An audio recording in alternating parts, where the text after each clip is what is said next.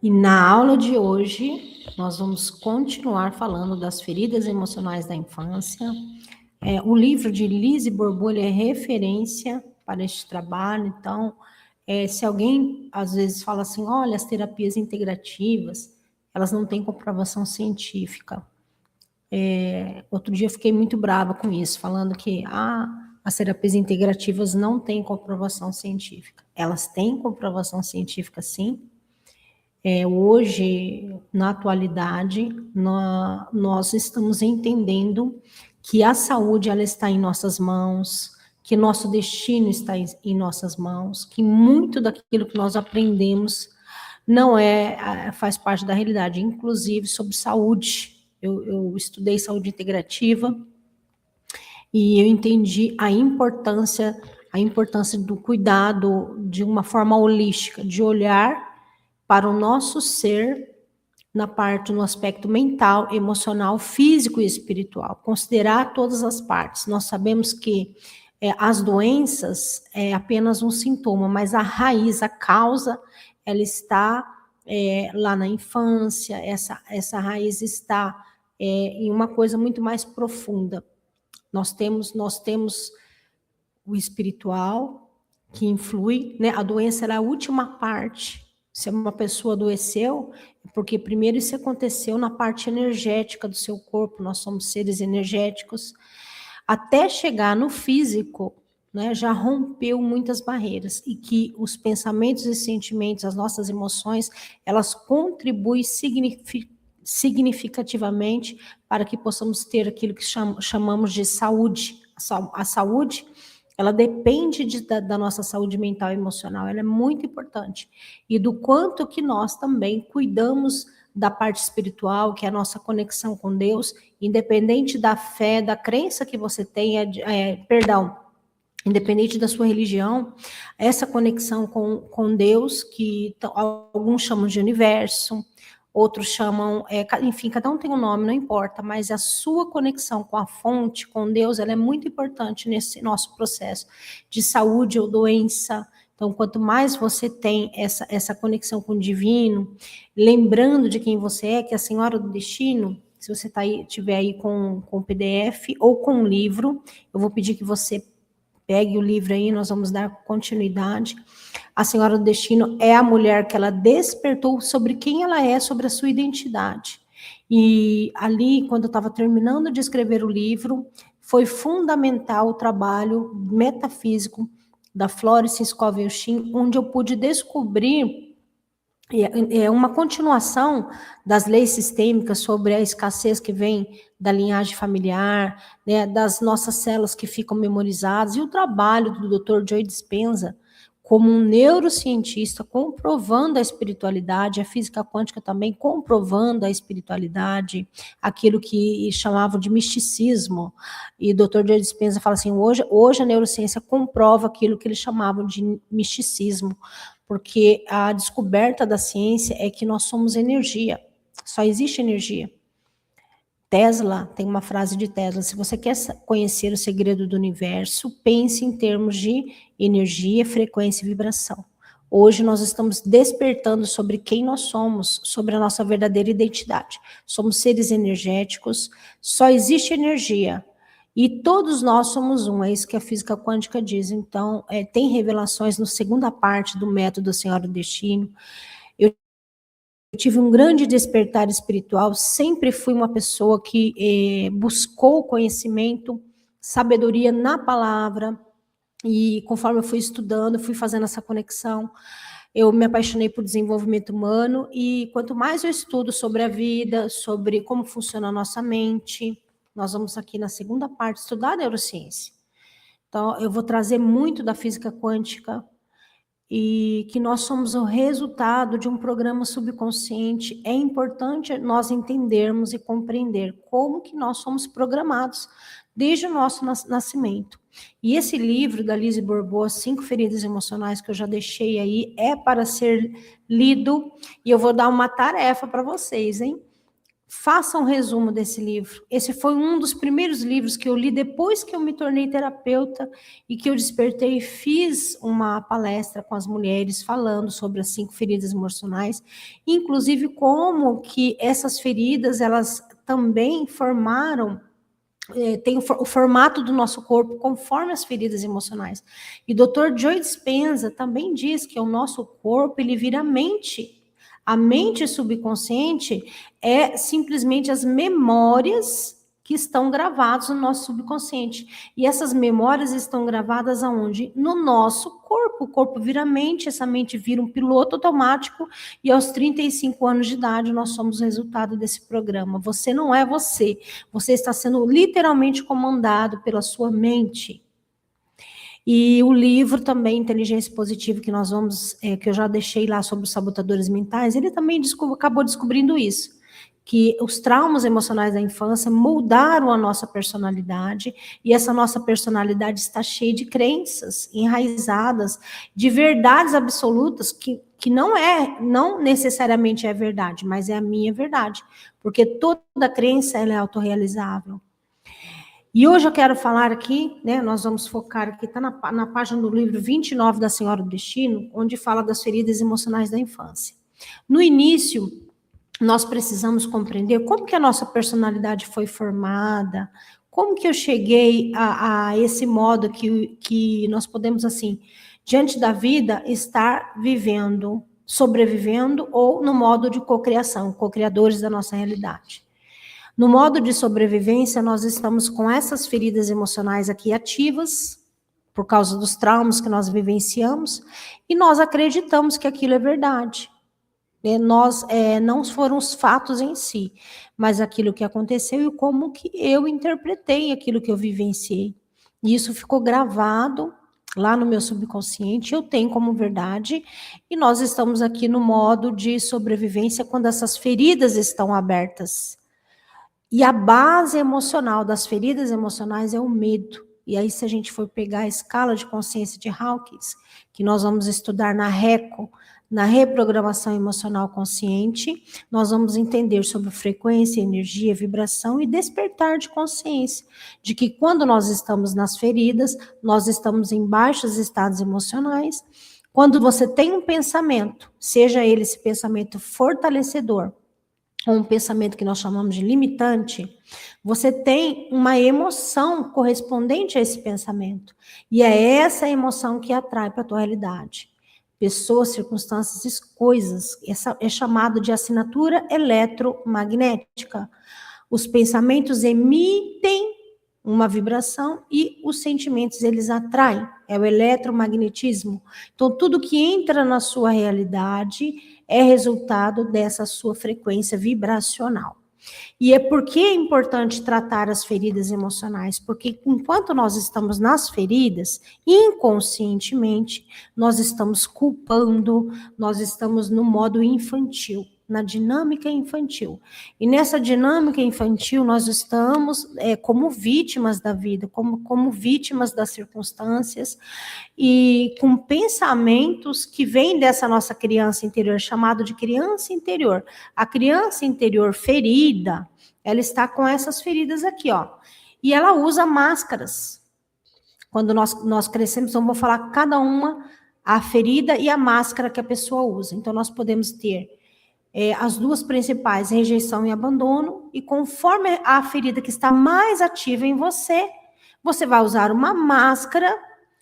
A base, a emoção que está ali é o medo, ou seja, o medo de viver aquilo de novo. Você fica na defensiva, por isso que a gente fala que o ego ferido fica na defensiva, e aí você acredita que todo mundo vai fazer de novo para você aquilo que fizeram. E aí você tem um comportamento totalmente disfuncional.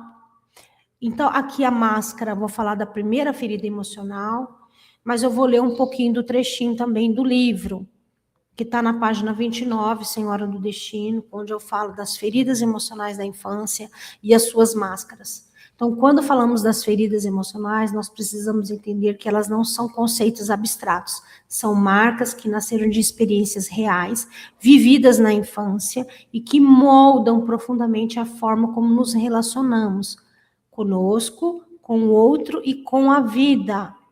Segundo Lise Bourbeau, que é esse livro aqui, As 5 Feridas Emocionais da Infância, que eu coloquei um resuminho, e vou pedir para vocês fazerem um resumo desse livro aqui, porque quanto mais você tem conhecimento, a parte do nosso processo de cura é sempre trazer consciência. Quando você toma consciência, você se abre para receber essa informação, é parte do processo nosso, que chamamos de processo de autocura. Não existe salvamento, nós vamos falar aqui. Você como senhora do destino, você como uma terapeuta, uma facilitadora do processo, do método senhora do destino, e você nunca vai como uma salvadora. Nós não estamos salvando ninguém, porque nós acreditamos que o outro ele é capaz, ele somente se esqueceu disso. São as feridas emocionais e todas as crenças limitantes que levam o ser humano a acreditar que ele não tem capacidade, que ele não é capaz, que ele não pode mudar, que tem algo de errado com ele, né? Por isso que a segunda fase, a RECO, é extremamente importante. Fazer a reprogramação emocional consciente para nos libertar dessas crenças que viram correntes, que nos acorrentam, e daí que vem procrastinação, daí que vem você ser um quase, eu nado e morro na praia, porque todas essas feridas, ela vem com um conjunto de pensamentos sabotadores que nós podemos identificar através do teste dos sabotadores mentais. Vai simplesmente, todo o processo terapêutico, eu começo com a entrevista inicial, que depois eu vou colocar na segunda parte, porque agora nós vamos somente olhar para a teoria. Eu vou trazer a teoria para vocês. E numa segunda parte, aí nós vamos começar a trabalhar exercícios, técnicas para tirar a pessoa da dor, para despertar essa consciência de que nós não somos essa usurpadora, eu chamo de usurpadora, que usa as máscaras. E agora, falando da ferida da rejeição, que é as 5 feridas: rejeição, abandono, humilhação, traição, injustiça, são as raízes que sustentam as máscaras, que a usurpadora usa. Eu chamo de usurpadora, que é a personalidade que está com essas feridas. Então, nós estamos com o ego ferido, machucado, e o nosso comportamento ele é disfuncional. E a nossa mente, o disco rígido nosso aqui, a nossa mente foi programada e está ali com crenças que estão nos limitando e dificultando os nossos relacionamentos, né? Levando a ter comportamentos disfuncionais. É isso que leva a ter relações abusivas, é isso que também leva a ter, não desenvolver todo o seu potencial, a se auto-sabotar. E o livro Inteligência Positiva complementa esse livro aqui da Lise Bourbeau. Para mim, os dois são fundamentais. Então, a ferida da rejeição, ela nasceu no vínculo, eu contei aqui, né, no livro, que nasceu com vínculo com meu pai. Então, ela vai dizer aqui que a ferida da rejeição é vivida com a mãe. Mas eu entendi, ao longo dos atendimentos que eu tive, como é a própria história, que mesmo que eu tenha nascido com uma ferida da rejeição, e eu acredito que todos nós nascemos, né, de maior ou menor grau, com uma ferida de rejeição e abandono. Mas, ao longo da minha vida, ao longo da minha história, principalmente nessa fase, né, que foi infantil e depois da adolescente, dos 8 aos 12 anos, que eu ainda era uma criança, estava indo para a fase de adolescência, eu vivi muito essa rejeição com meu pai, então eu me senti muito rejeitada por ele. Então eu sentia de uma forma muito profunda que eu não era aceita como filha, porque eu era muito criticada, né, um pai que só critica. Eu só ouvia críticas, ele era autoritário, ele era abusivo, e só recebia críticas. Então, essa ferida, ela foi muito profunda, foi uma dor muito profunda. E aqui, eu vou pegar um PDF, e nós vamos fazer um resuminho da ferida da rejeição e da máscara que nós usamos quando nós estamos profundamente feridos com essa ferida aqui. E como que eles impactam, como que essa ferida impacta a vida adulta, nos relacionamentos, você como profissional, como terapeuta. Essa ferida da rejeição tem muito a ver com uma ferida que eu chamo também de menos-valia, de desvalor, de não se sentir importante, de não se sentir merecedora de existência, porque a rejeição tá muito ligada com aquilo, ó. Não há permissão para a minha existência, eu não sou bem-vinda no mundo, eu não sou bem-vinda aqui. Então, é um ambiente muito hostil, muito hostil. Às vezes a gente nasceu num ambiente muito hostil e o sentimento de não se sentir digna de viver, inclusive, né? Eu não tenho espaço para viver, não tenho espaço para ser eu. É o sentimento de rejeição. Eu não posso ser eu. Eu vou colocar aqui o resuminho. E vamos ler esse resuminho que eu fiz somente da ferida da rejeição. A ferida da rejeição é a primeira a se manifestar na vida de uma pessoa, correndo na concepção acontecendo, né, desde a concepção até o primeiro ano de vida. Aqui é de acordo com Lise Bourbeau, do livro As 5 Feridas Emocionais da Infância. Ela atinge o próprio direito de existir do indivíduo, fazendo com que ele se sinta rejeitado em seu ser. E aqui abaixo, né, um pequeno resuminho das principais, né, dos pontos principais para identificar essa ferida. A máscara do escapista. Para se proteger da dor e de não ser aceito, o indivíduo cria a máscara do escapista. Como o nome sugere, sua tendência é fuga de situações ou pessoas onde ela possa reviver a rejeição. Identificação física no corpo, né? O corpo nunca mente. O corpo do escapista, ele reflete seu desejo interior de desaparecer. É a aparência geral, é um corpo estreito, contraído, esguio, né? Uma pessoa bem magrinha, como se quisesse ocupar o mínimo de espaço possível. A fragmentação. O corpo pode parecer incompleto ou desarmônico, com partes que não parecem se encaixar bem. Exemplo, um lado do rosto muito diferente do outro lado. Detalhes: os olhos pequenos, que parecem vazios ou ausentes, nádegas e seios diminuídos ou quase inexistentes. Pele: muitas vezes a pele parece estar colada aos ossos. Então, aquela aparência de uma pessoa assim muito magra. A rejeição, ela aparece no nosso corpo nessas partes assim muito finas. Por exemplo, eu tenho a canela muito fina. Eu tenho partes do meu corpo mais finas, então é onde aparece a rejeição. Então, uma pessoa que nasce com uma ferida muito aberta da rejeição, ela nasce com esse corpo, assim, uma pessoa muito magrinha, que parece que vai desaparecer, né? Nem existe, vai ficando aquele... Eu, quando era criança, eu era bem magrinha. Traços do caráter e comportamento. Busca pela perfeição. Então, aqui nasce o perfeccionismo. Então, aquela pessoa muito perfeccionista, que é o medo dela de ser criticada, rejeitada. Então, ela procura ser perfeita para não ter essa crítica, não receber críticas. O escapista, ele tenta ser perfeito em tudo que faz, porque acredita que se cometer um erro, será julgado. E para ele, ser julgado é o equivalente a ser rejeitado. Desprendimento material, ou seja, tem pouca ligação com coisas materiais, preferindo o mundo intelectual ou espiritual. Invisibilidade, aquele medo, sabe aquele medo que você tem de se posicionar, de colocar sua opinião, colocar sua voz no mundo. Nós vamos falar aqui, muitas terapeutas, com aquele medo terrível da câmera, do vídeo, de gravar um vídeo, de se posicionar, tem a ver com a ferida da rejeição. A invisibilidade, né? Continuar invisível no mundo, em grupos, costuma ser a pessoa que fala pouco, senta-se lá no fundo, né? Aquela pessoa lá do fundão que não quer ser vista, não quer ser vista, não quer ser notada. A ambivalência pode passar de fases de grande amor a fases de ódio profundo, especialmente com o genitor do mesmo sexo. E o vocabulário típico de quem tem essa ferida ativa. As palavras mais comuns utilizadas para quem sofre dessa ferida são nulidade, inútil, nada, inexistente. Dá vontade de sumir, de desaparecer, insignificante, é como se eu fosse insignificante. E qual que é o maior medo? O maior pesadelo do escapista é o pânico. Diante de uma situação estressante, ele pode dar um branco na memória, aquele branco que dá na hora que você vai falar, na hora que alguém... Sabe assim, você está dentro de uma sala de aula, ou você está dentro de uma reunião, e de repente todo mundo olha para você, você quer sumir. Eu quero sumir, porque todo mundo olhou para mim. Tem a ver com a ferida da rejeição. O maior medo, né, é o pânico, de dar esse branco. A relação com os genitores. A ferida da rejeição é vivida com o genitor do mesmo sexo, como eu falei aqui. Se você é menina, a ferida é vivida com a mãe.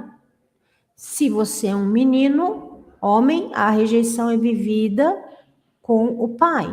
E o indivíduo busca incessantemente o amor desse genitor e é extremamente sensível a qualquer observação vinda dele. Saúde e alimentação, hábitos, prefere porções pequenas, costuma perder o apetite quando está sob forte emoção ou medo. Sabe aquela pessoa? Quando eu fico nervosa, eu já sou o contrário, eu vou no alimento. A compulsão é alimentar. Então, eu tenho uma grande ferida de abandono. Já a pessoa que tem a ferida mais ativada, que é a rejeição, então, uma pessoa que fica nervosa, a primeira coisa que ela vai fazer é parar de comer. Então, é um perfil mais propenso à anorexia. Doenças comuns, diarreia. Quando eu era pequena, eu tinha muita diarreia. Então, aquela criança que ela quer desaparecer, diarreia, vômito, a rejeição do alimento, não querer se alimentar, arritmia, problemas respiratórios, alergias, problemas respiratórios, asma. Alergias, alergia pelo corpo, problemas de pele, para evitar o contato. Sim, doenças de pele para evitar o contato. São doenças comuns de que tem a ferida da rejeição ativa.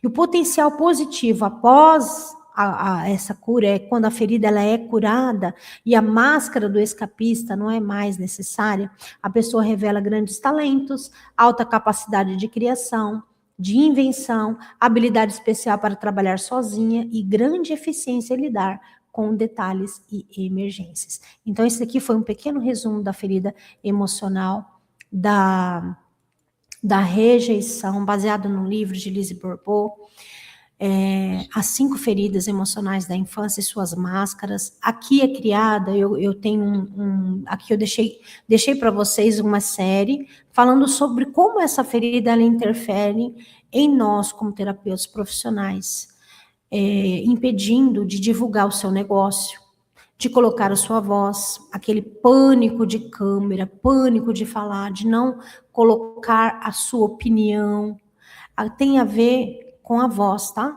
Com quando você não coloca a sua voz no mundo, é como se você não existisse. Então, aquela pessoa que não importa a sua opinião, minha opinião não importa. E aí você pode concordar com todo mundo, não, tá bom, você é aquela pessoa que não tem opinião própria, ou não quer dizer, não quer falar, não quer se posicionar, e aí ela concorda com todo mundo, sabe? Concorda com todo mundo. Isso tem a ver com a ferida da rejeição. E você, como terapeuta, é aquela profissional que pode se tornar perfeccionista, e nessa busca de perfeição, você não se posiciona, você não entra em ação, você não começa a atender, porque você tem medo de crítica, medo de ser rejeitada. Falar, se posicionar e fazer um vídeo e deixar que todo mundo te veja, né? Você está ali exposta para críticas. Nós estamos expostos para crítica, porque tem muitas pessoas que vão gostar do meu trabalho, tem pessoas que não vão, tem pessoas que vão se conectar comigo, tem pessoas que não vão. Tem pessoas sempre que vão criticar, porque quando você começa a ser destaque, sempre tem críticas. Ninguém joga pedra numa árvore que não dá fruto. Somente vão jogar pedras numa árvore que dá fruto. Então, se você se posiciona, eu sou professora, eu sou terapeuta, eu sou mentora de terapeutas, eu me posicionei agora, né? Criando curso de pós-graduação, como escritora, como palestrante. Então, eu sou uma árvore frutífera. Eu estou dando os meus frutos, e quando você se torna uma árvore frutífera, você pode ter certeza que vai levar pedrada. E nem todo mundo está disposto, porque tem medo da crítica. Então, vencer a rejeição é vencer o medo da crítica, vencer o medo de você posicionar, de você poder dizer que tem uma ideia contrária ao outro. Olha, eu concordo, você está certo no seu ponto de vista, mas eu tenho um ponto de vista diferente. O meu ponto de vista é esse. Nós não precisamos odiar ninguém por isso. Nós não precisamos ser inimigos de ninguém, porque uma pessoa tem um posicionamento, ou uma ideia, ou algo, um pensamento totalmente diferente do meu. Nós não precisamos ser inimigos por isso. Eu te respeito no seu ponto de vista, mas eu também quero ser respeitada no meu ponto de vista. Então, essa aqui foi essa aula da ferida, da rejeição, um resuminho. Então, você também vai fazer um resuminho, estude mais profundamente, você que quer ser um terapeuta. Eu utilizo em todos os processos terapêuticos, tanto o teste dos sabotadores mentais, então você pode fazer o teste dos sabotadores mentais, que está lá no módulo sobre os sabotadores, e cada ferida emocional que você identificar, você vai sentir no seu corpo, se isso daí é maior ou menor em você. Procure identificar essa ferida nos seus comportamentos, e se você tem esse perfil perfeccionista, o perfeccionismo, ele vai impedir você de entrar em ação. E se você for terapeuta, você não vai se posicionar. Você não se posiciona, você não coloca a sua voz, a sua verdade, o seu método, a sua energia, a sua voz, não grava vídeos, não se expõe, e tem medo, né, de críticas, então tudo tem que sair perfeito, aí você não faz porque busca essa perfeição. Então está na hora já de buscar, depois nós vamos ter técnicas onde nós vamos identificar as feridas emocionais, com técnicas de programação neurolinguística, técnicas de cura da criança interior, para que possamos curar em nós de onde que veio a raiz dessas feridas emocionais. Até a próxima aula. Deixa eu tirar aqui do modo